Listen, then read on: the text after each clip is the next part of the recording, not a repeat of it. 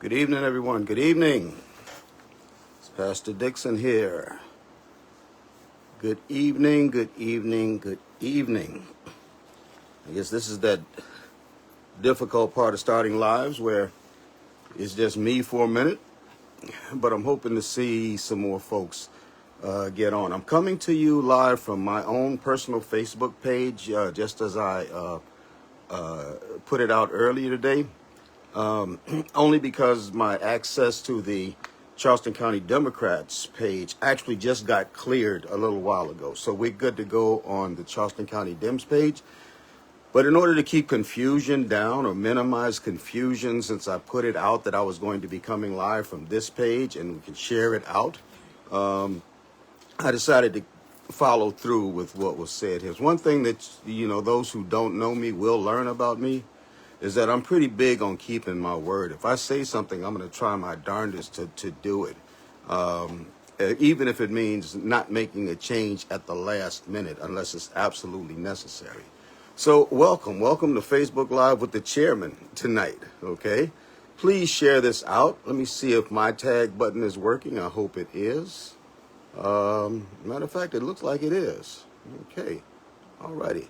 So please share this out. I'm not playing any music tonight or anything like that. I'm probably going to get away from the music playing, unless it's something that you all would want to hear. I was going to play a song by Buffalo Springfield from back in the day. Some of you all would recognize it. It's called "For What It's Worth." But then again, I don't want to date myself or even our Charleston County Democratic Party. I don't want to date the party. Why? Because we are in the mode of reaching beyond what was and embracing what can be and what should be. So would you all please share this out while I get some folks tagged up right quick? Praying everyone's had a wonderful day today. No matter what your Sunday was about, that it was a good day, and not only a good day, but a great day. Greetings from my wife, of course. Some of y'all like to say First Lady. She don't really like that title, and that's cool too. Not going to be on long tonight, but I felt that it was necessary to, especially since the election was a week ago, to come on tonight and give you all an update on what's going on, to let you all know some things about what's happened over this last week. And also why there hasn't been a whole lot of communication going on right now. I'm big on information sharing. I don't like to have people out here in the streets who, or people who are part of an organization who don't really know what's going on. That's not good business to me. So I try to keep things on the up and up. And I wanted to get on tonight, especially for the purpose of sharing what's happened over this last week, because it has been a busy week. Let me just put it that way. It has been a busy week. Still getting folks tagged up. If you all would please share this out, I'd really appreciate it. Again, if you all, as the constituents, decide that, maybe at the beginning you want a little bit of music, because what I'm hoping to do is probably do this every Sunday night. Possibly talking about democratic values and things like that. For those who might not really understand the reasons why we are Democrats, why the value system that we believe in. I'm mulling that over right now. Alrighty. Well, I got a few people tagged up. I'm going to let it go from there and come back over to this side. Yes. Good evening. Alrighty. Andrea, good evening. Thank you for tuning in. Sonia, how are you? Good to see you. Thank you for putting the sunflowers up. It always brings joy to the heart. Absolutely. So please share this out. I'm going to start in like about 2 minutes, okay? Again, I don't think I'm going to be on long tonight. But just wanted to give an update. I don't think it's fair to the members to not know what's going on, to be flying blindly, to say, okay, I'm part of the Charleston County Democratic Party, and somebody say, well, what they're doing? Like, I don't know. That ain't cool. So I want to make sure that we bridge that gap, and I'm sure that our vice chairs would want to do the same thing. But first off, I just want to say thank you. Thank you, thank you, thank you. Thank you, Julius, for getting on. Thank you for voting last week for something different. I do believe that the tone in the room actually wasn't in my favor necessarily, but apparently something struck a chord in the hearts and the minds of those who were in the room that gave me that extra 3 votes. 3 votes. Yes, voting matters. That put me in the chairman's seat. And then as I saw the trends change for the evening, because the trends definitely changed. It actually started with Representative-elect Courtney Waters' keynote speech, and then was also supported by my good friend Stuart Weinberg. And none of us had any kind of conversations ahead of time, but the entire mood, the vibe last Saturday at the convention was about the need for change.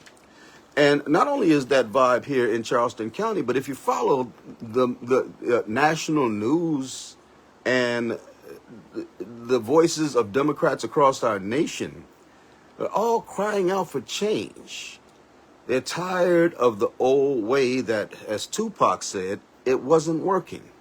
And we saw a classic example of it not working in Charleston County and across the state of South Carolina last November, right along all the way into the White House, where mass pandemonium and craziness is just running rampant right now. So we have to take control. We have to take the reins back from insanity and move into the realm of sanity. Democratic sanity based on democratic values, which are the value systems that are of the people, by the people, and for the people. And if you don't know about democratic values, all I ask is that you stick around with the Charleston County Democrats, and we're going to teach you. Okay, not tonight, but over time we will be teaching about democratic values, because every Democrat out here should be able to tell somebody else why it is that they're a Democrat. That's not a blind faith. It's an absolute reason that touches the hearts and the minds of those who understand democratic values, to understand that we are not that other side. We are the party that's truly of the people, by the people, and for the people. The other party tries to claim they're patriots. That's wrong. Because patriotism dictates that we are in favor of the national good. And when you do things like you see that's happening with our Republican Party, not only now, but historically, over the last 2 decades, if you look at the condition, the socioeconomic condition that we see in the state of South Carolina for the last 2.5 decades, all the fault of the Republican Party that has had a 2/3 majority in our General Assembly and the governor's office for 25 years, when we see that happening, and we see poverty and misery and pain and suffering in our community, that's not democratic values. Democratic values are the other side of the spectrum, where you find people being literally taken care of, paid well on their jobs, understanding they have the right to collectively bargain for their own rights on the job, women having bodily autonomy, those who decide to love who they want being able to love whoever they want. Quality public education available for people. Universal health care. You can get sick without growing broke with democratic values. But I'll talk more about those in a more educational setting. Environmental justice. I'm going to bring a good friend of mine on one of these weekends, one of these Sunday evenings, who's going to talk about the impact that we have, the negative impact that we have on our environment, how we can turn it around, and how the Republican Party, our opposition, how their focus is not about environmental justice. So those are some things we're going to talk about. And again, welcome to Facebook Live with the chairman, all right? Yes. Thank you all for tuning in. And again, thank you so much for your support in the election last week and that vote of confidence, with the belief, the national belief, in lockstep with the national belief that within the Democratic ranks, it's time for change. And I pray that with the leadership team that you put together last week, which we only had one returning member on this leadership team, that this will be the voice of change that you will want and that will benefit the people to the point that they will return back under the Big Tent. It's just that simple. Leadership team is amazing. Of course, you elected me as your chairman of the party. You know, I am so proud to serve in that aspect. But I'm not a sole member of leadership. There's an executive committee, but it starts with myself and 3 vice chairs, okay? My first vice chair is Tamara Curry. Now, I had to ask Tamara what if she wanted me to call her Judge Curry or whatever. She said, no, that's my job. My name is Tamara. And I appreciate that. I definitely appreciate that. But Tamara, a little background on Tamara. She was a 2022 candidate for office. She ran for the Charleston County Probate Court judge seat, okay, against a Republican. All righty.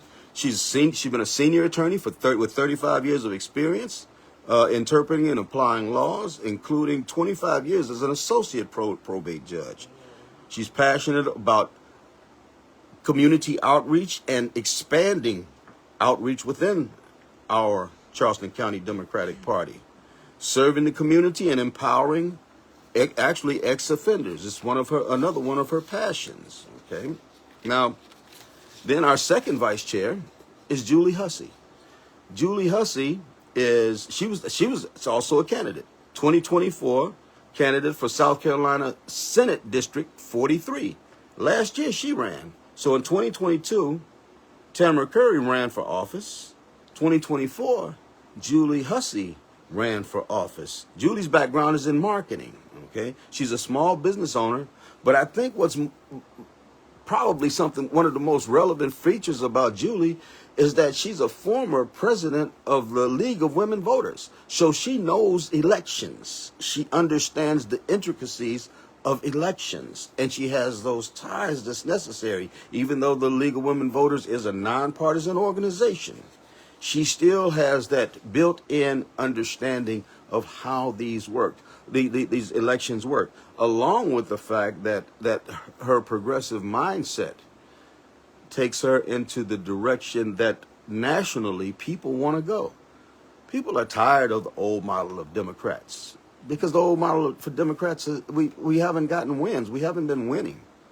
So now is the time to have the wins. So Julie is our second Charleston County Democrat second vice chair, and our third vice chair is Adrian Lett. Okay, Adrian Lett representing the youth faction. Okay, absolutely. Now Adrian is a veteran of the campaign situation also. She ran for office last year in 2024. She ran for a House District number 114. Well, she's a civil engineer, but her passion is about communication, deals with communication, how you actually reach out to people through and connect with people through internet, through social media, through whatever avenues reaching out to people. So we got a pretty deep bench, okay? We got a pretty deep bench when we talk about the immediate leadership, our chair and our 3 vice chairs that were elected last week, a deep bench.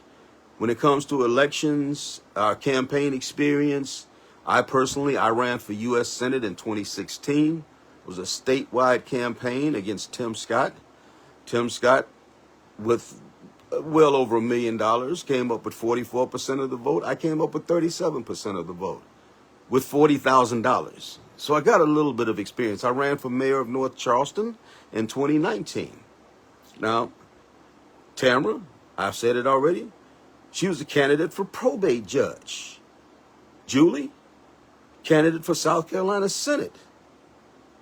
Adrian, candidate for South Carolina House of Representatives. So when it comes to the 4 of us, all righty, Charleston County Democrats are in pretty good hands when it comes to elections. All of us know campaigns.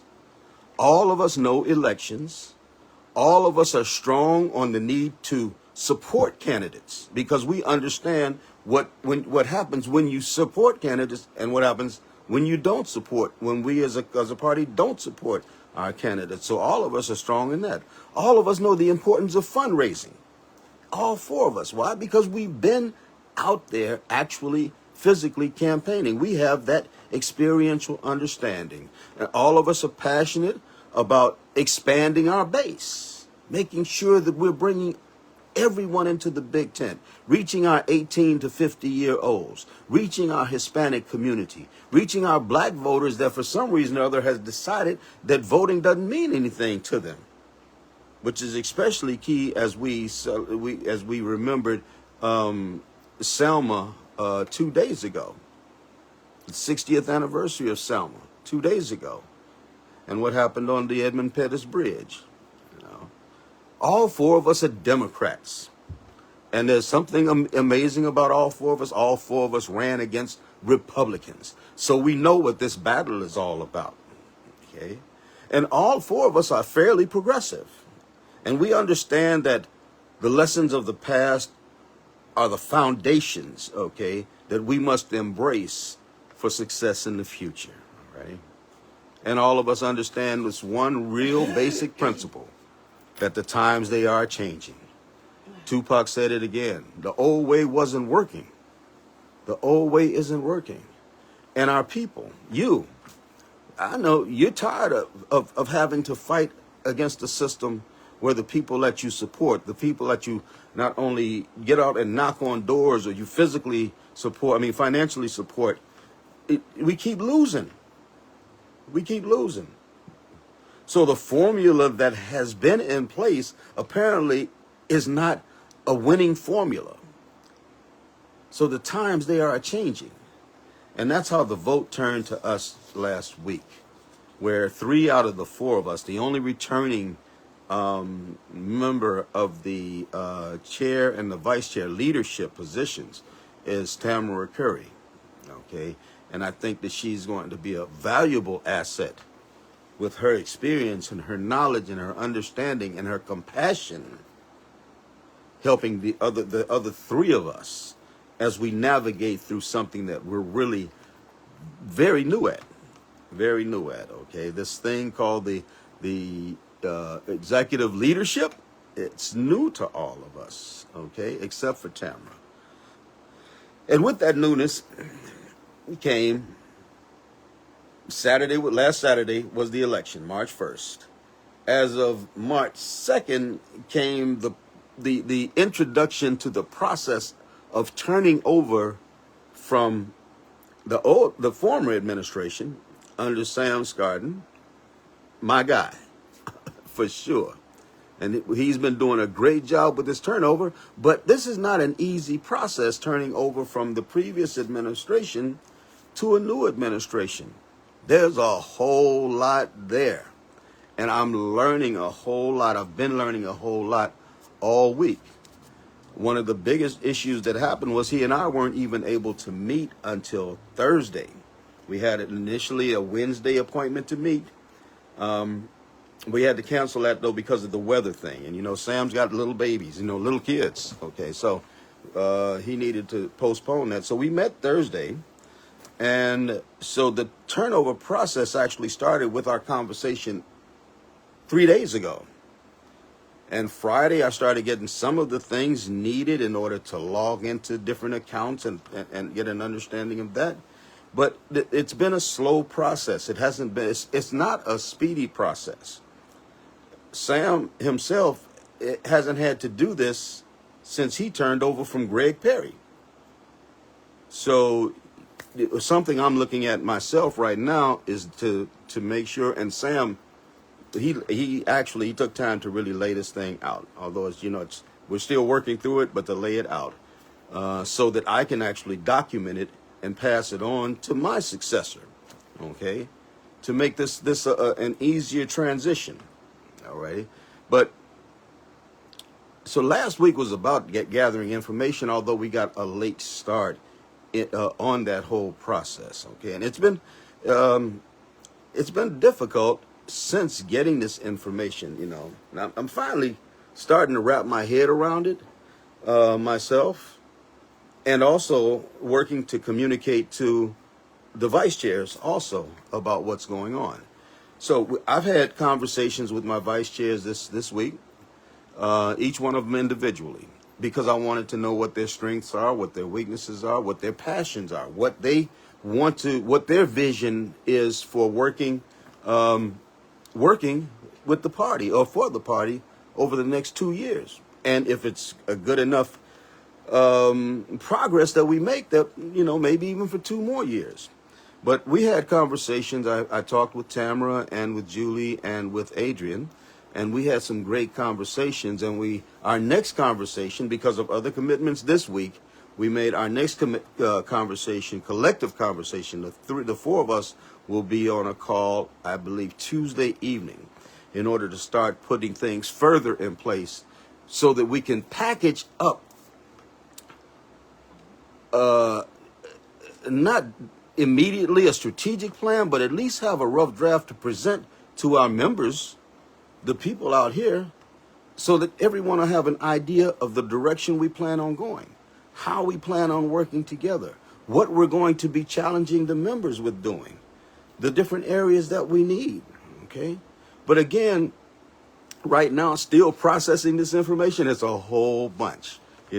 Everything from logins, like MailChimp and all of these other things. And these are actually things that, that I'm going to be looking for people to help out, areas to help out in setting up, directors or coordinators, others who will take on those mantles and just be accountable to the chair and the vice chairs for it in order to delegate that authority. It's just it's too much for any one person. It can't be done. And I don't know if I want to say if I'm old enough or wise enough, but I know one thing: I'm not stupid enough to try to take on everything by myself, and I don't want to do that.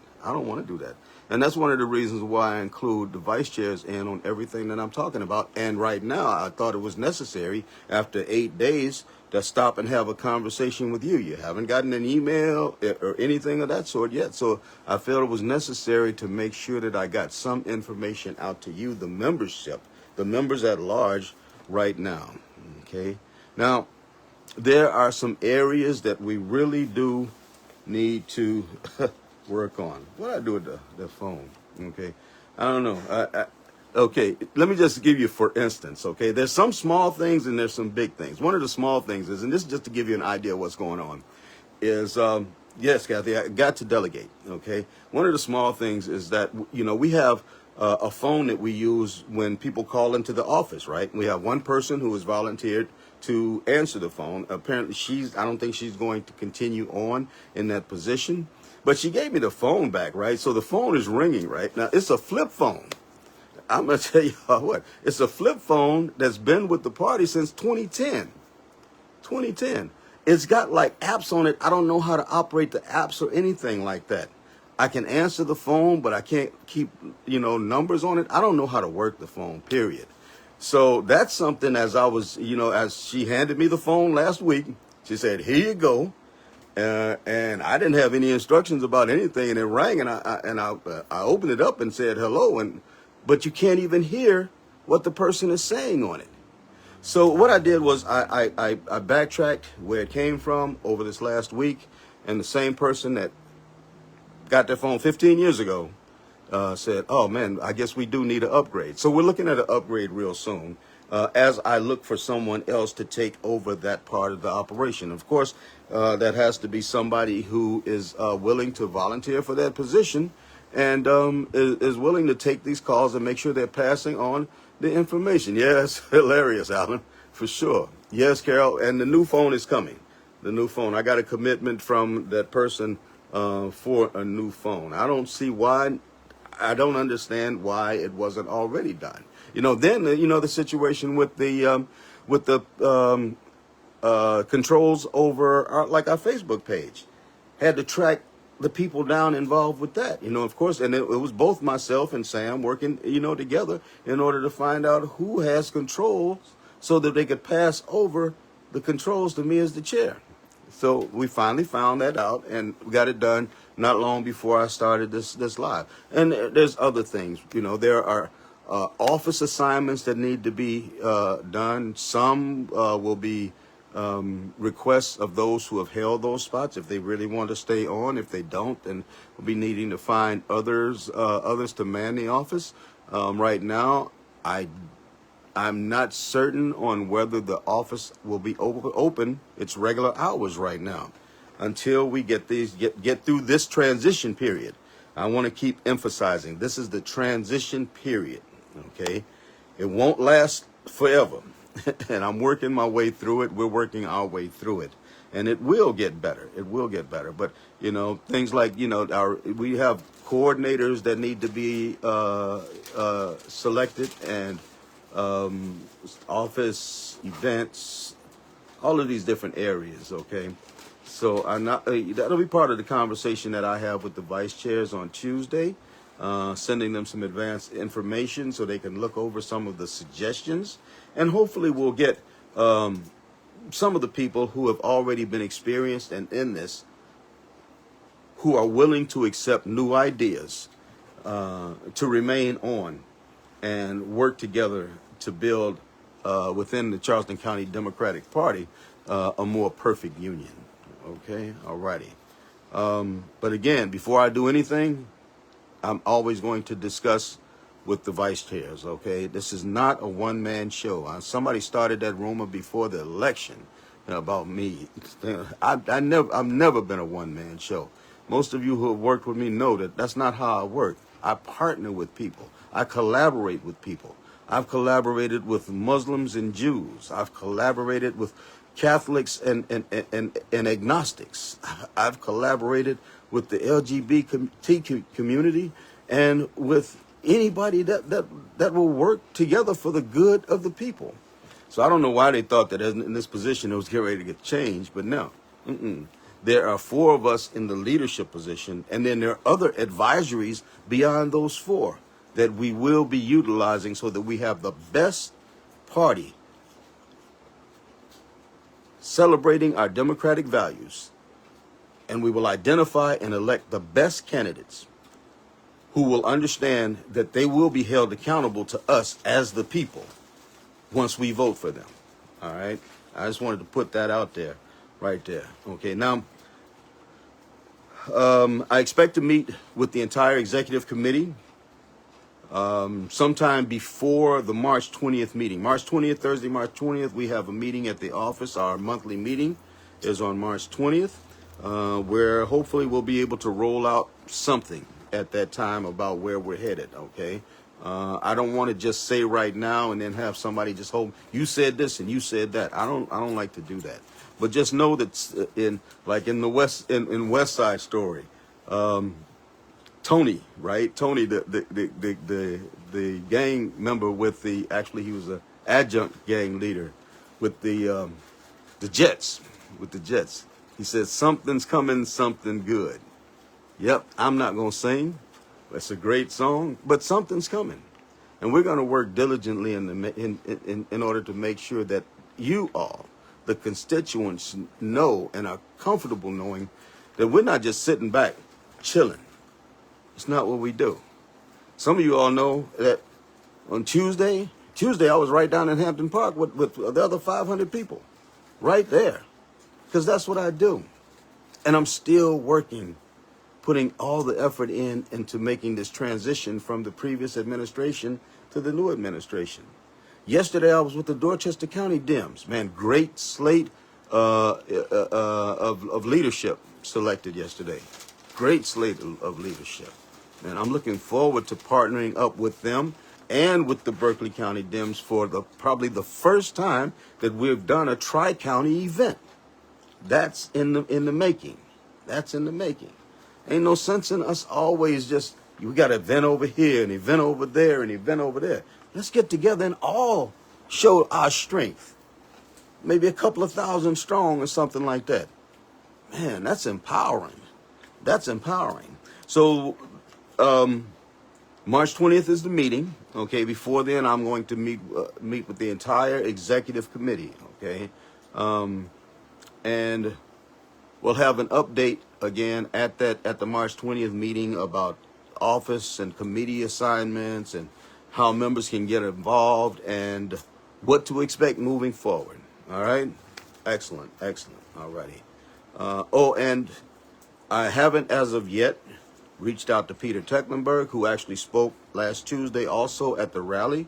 But I definitely want to bring him in and get his ideas about moving forward and how we can collaborate, how we can build the bridges together and work together moving forward. I know there were some angry people. I'm not naive, okay? There were some angry people last week when Peter didn't win the election.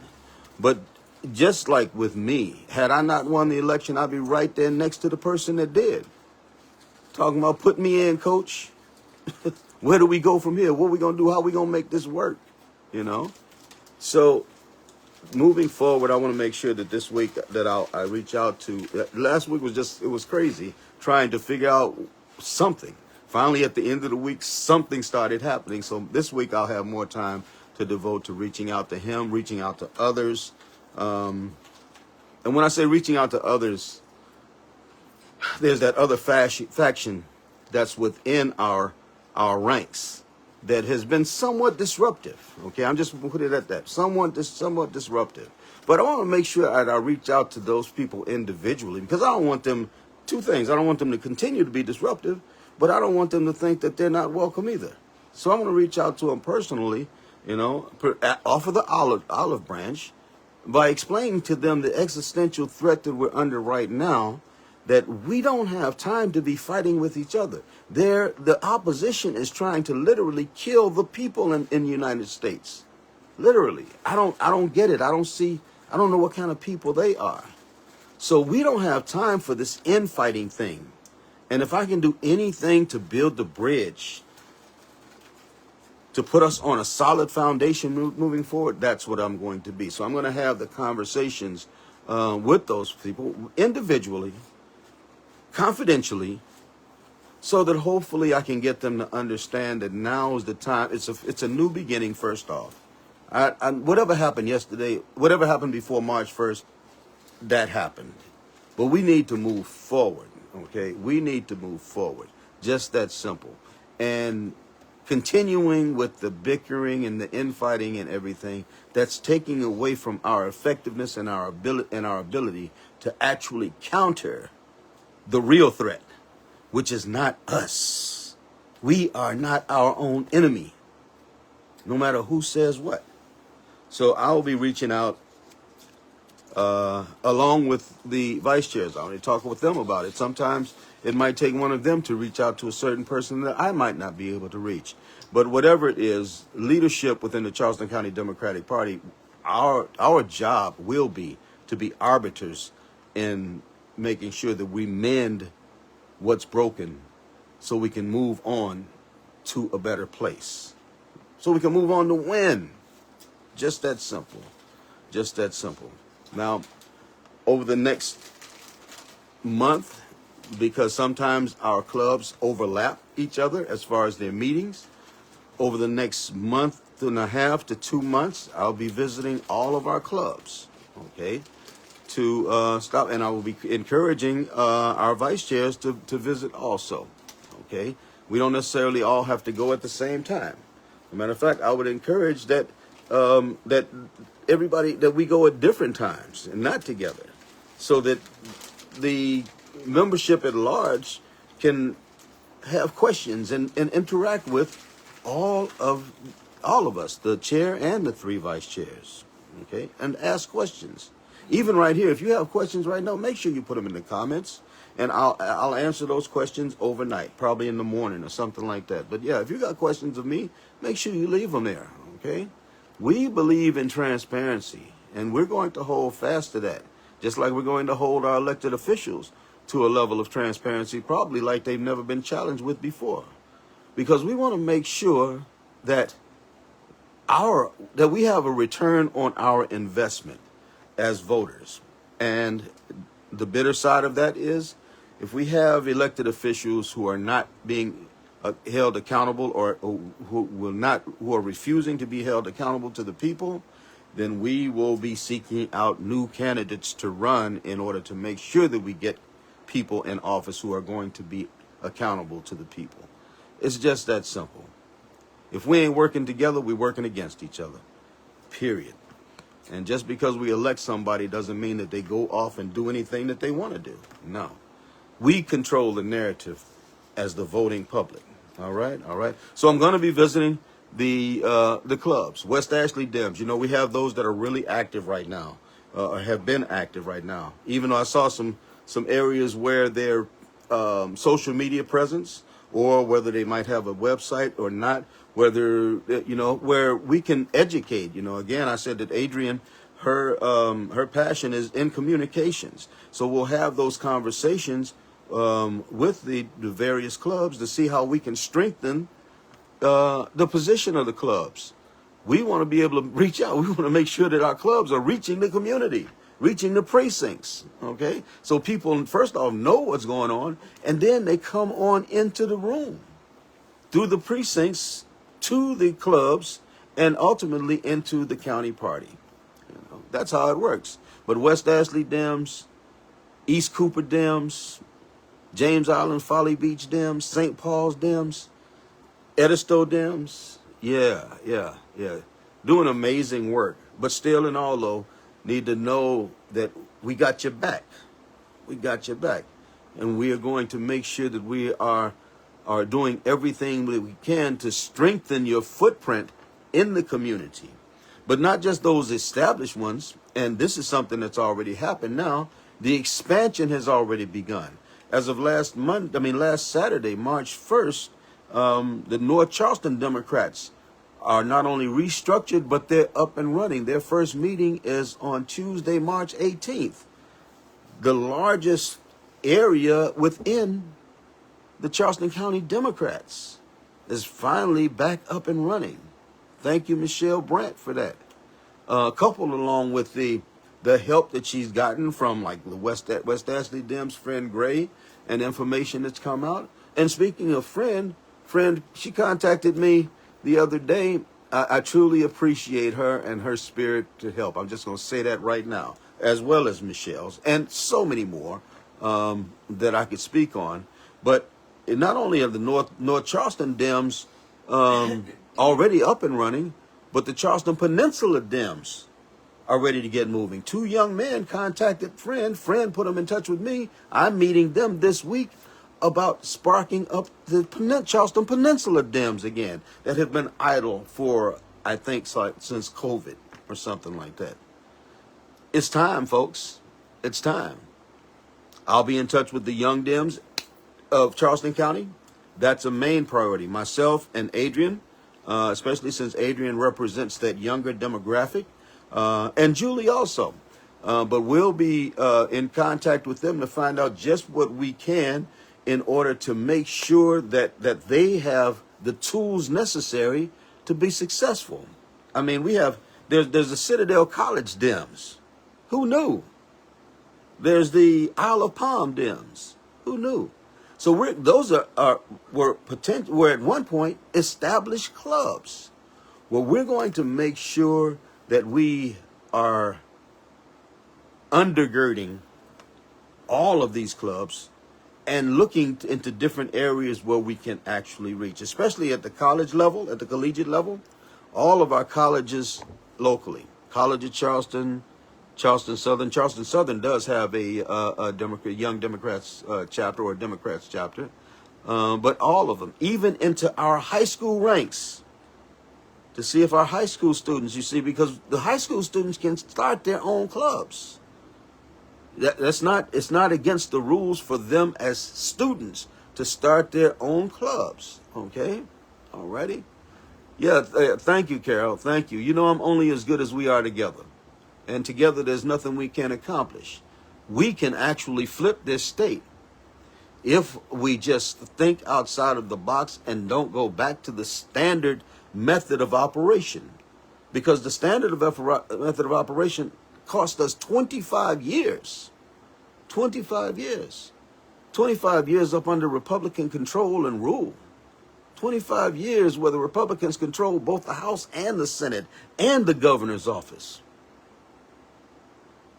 And when the people look around and they say our lives are shattered. The Republicans say the Democrats did it, and we haven't been smart enough on how to defend ourselves. How could the Democrats do it and we ain't been in charge of nothing for 25 years? We don't respond. We just say, I don't know. I don't know. No, we need to get tough about what we do. It's time to stand up and fight. We're Democrats, okay? We're Democrats, and we believe in democratic values, the values that are of the people, by the people, and for the people, because it's obvious that the Republicans do not believe in anything like that. And those that do, right now, they're looking for a place too. And our big tent umbrella has a room for Republicans who have decided that that other way is not the right way because it's not taking care of the people. It's not taking care of them. They can come in as long as they understand that democratic values is what it's all about. Yeah. So that's my spin for the night. Okay, that's my spin. I wanted to give an update on where we are right now, what's happened over this last week. I know it's been silent. We will be working soon on beginning to get emails out, okay? And one thing I'm big on not doing is flooding your email address with emails. No. Nope. Not going to happen. You will get regular updates. If there are emergency situations, you will get those updates. Our social media pages, from the county club level to the county party level, will start getting updated regularly. Our websites will be updated regularly. Our fundraising will continue. As a matter of fact, that's something that myself and the two vice chairs are taking a personal interest in right now.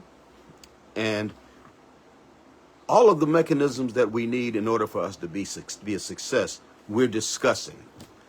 But we don't want to go helter-skelter. We want to make sure that we're on solid ground before we try to move forward. It doesn't make any sense for us to build our house on sand. So when the rains come and the wind beats it, that the house falls down. Yeah, he preaching. That's all right. Y'all get over it. We need to build our house on a solid foundation. And coming in new, myself, Julie, Adrian, new, Tamara, not especially new, but still in all though, new to this group of people. We need to make sure that we're building a solid foundation that goes out to our executive committee. From our executive committee, it flows into our clubs. From our clubs, it flows into the general population out here. So that the general population, and I don't care who you are, young, old, black, white, Hispanic, Native American, Asian, and Pacific Islander, gay, straight, agnostic, Muslim, Christian, Jew, I don't care who you are. We need to make sure that we have a big door open for every one of them who wants to come in and be a part of the change that we need to see in America, going back to that American value that this is a nation of the people, by the people, and for the people. That's the only way. And it's obvious that the opposition does not believe in that tenet from old, of the people, by the people, and for the people. And working together, collaboratively, even with those who we might not get along with. As long as we respect one another, as long as we respect one another's opinions, we can work this out. But if we're going to fight with each other, all it's going to do is cause distractions that we don't need, because there is a real and present danger coming from the Republican Party to the people. And the only ones that's going to get us through this, not that we survive this, but that we thrive during this, and that we are working for the people. The only ones that are going to do this are those who share our value system, our democratic value system.